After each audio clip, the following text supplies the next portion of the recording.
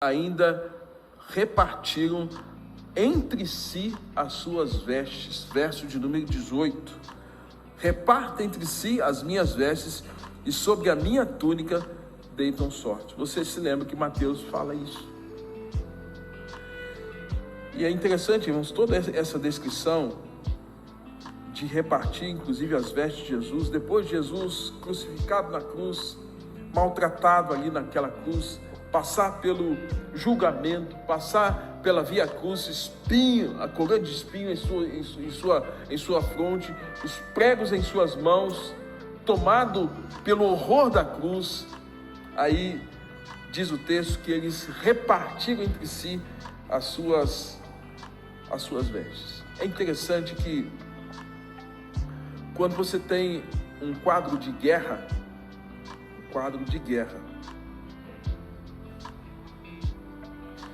existem o que é chamado de espólios de guerra.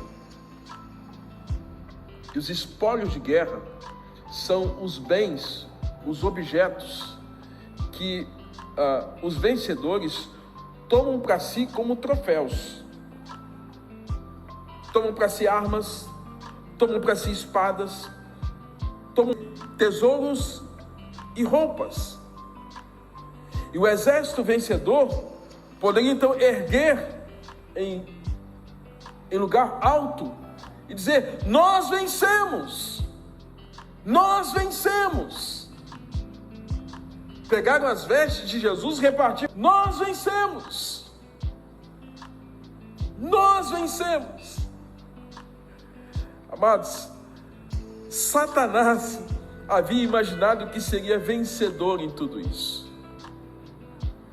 Talvez os indivíduos usados por Satanás, mas que representa também essa humanidade caída, avessa e odiosa a Cristo e aos planos de Deus, dizendo: nós vencemos com as roupas de Jesus, espólio de guerra.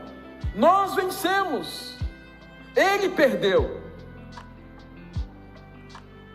E amados, nós podemos ver na história, sabemos aí, no final do século XVII, a influência de um homem chamado Friedrich Nietzsche. Defende a ideia que Deus morreu na morte de Cristo. Que quando Cristo morreu, Deus morreu.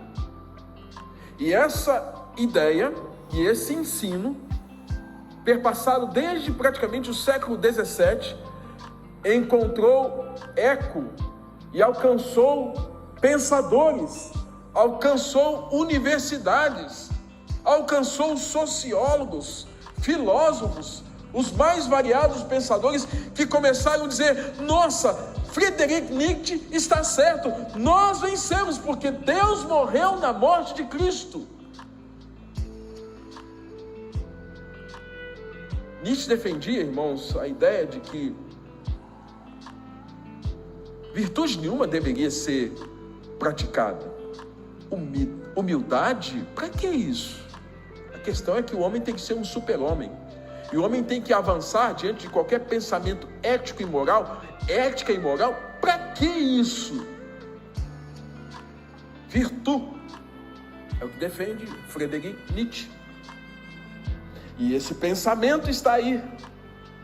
E amados, tudo oposto àquilo que Cristo ensina. Então, quando estão ali com as vestes de Jesus, citado por Davi, capítulo de número 22, descrito em Mateus, quando fala da via crucis, quando repartem os despojos, o império romano está ali, Pilatos lavado, tendo as suas mãos lavadas, o imperador dizendo: agora nós somos os vencedores. E agora toda essa ideia de que Cristo morreu, que agora não vale a pena seguir esse Cristo, isso passa, irmãos, ali naquele contexto, e a Bíblia vai nos ensinar a partir do capítulo de número 22, que eles estão debochando de Cristo. Mas há uma surpreendente ação aqui no verso de número 21, porque o verso de número 21 há um clamor. Há um clamor. Ele diz assim: livra a minha alma da espada e das presas do cão. A minha vida salva-me das fauces do leão e dos chifres dos búfalos. Sim, tu me respondes. É como Jesus clamando ao Pai. Aqui uma descrição, irmãos, do momento que Jesus está ali na cruz, dizendo: Deus meu, por que me desamparaste? Disse em aramaico: Eloi, Eloi, lema sabachthani. Por que eu tenho esse desamparo? Mas, irmãos, ainda que houvesse o aparente desamparo, há um brado, há um clamor, oração a ser respondida. Ele está dizendo: olha, estão aqui, salva-me das fauces do leão, representando o mal, salva-me dos chifres dos búfalos, representando o mal. Sim, tu me respondes. Ele está pedindo: livra-me a minha alma da espada e das presas do cão, das hienas que estão aqui tentando me destruir, representando o mal, a perversidade contra o Filho de Deus, contra o amado do Pai, contra o servo sofredor. Irmãos, a resposta, ela veio. Ela não vem na hora. Isso nos mostra até que Deus, apesar de silenciar-se diante da nossa dor, não nos responde quando nós queremos, naquela hora que nós queremos, mas Ele tem a hora de responder. E há um clamor aqui de Jesus, o Filho, e que 3 dias depois, essa resposta vem. A palavra vem. A resposta é de livramento e de vitória. E este é o brado do Cristo ressurreto. Deus Pai o levantou da opressão do cão, do leão e do búfalo. O apóstolo Paulo, ele dá esse mesmo brado ao dizer: tragada foi a morte pela vitória. Onde está a morte, a tua vitória? Onde está a morte, o teu aguilhão? 1 Coríntios capítulo de número 15, 54, 55, Paulo está dizendo: onde é que está a morte? Porque a morte foi engolida pela vitória da ressurreição.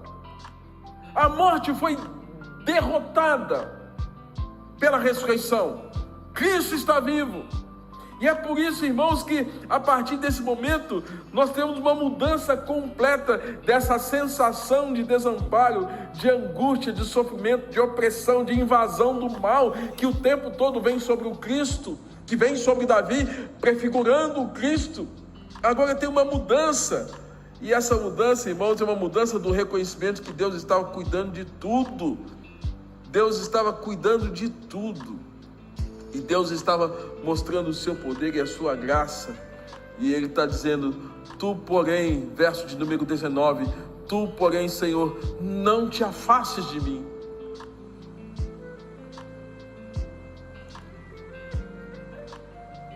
Sabemos que Jesus havia feito aquela oração: Pai, se possível, afasta de mim este cálice. Mas, irmãos, Ele diz: contudo, não faça-se a minha vontade, sim a tua.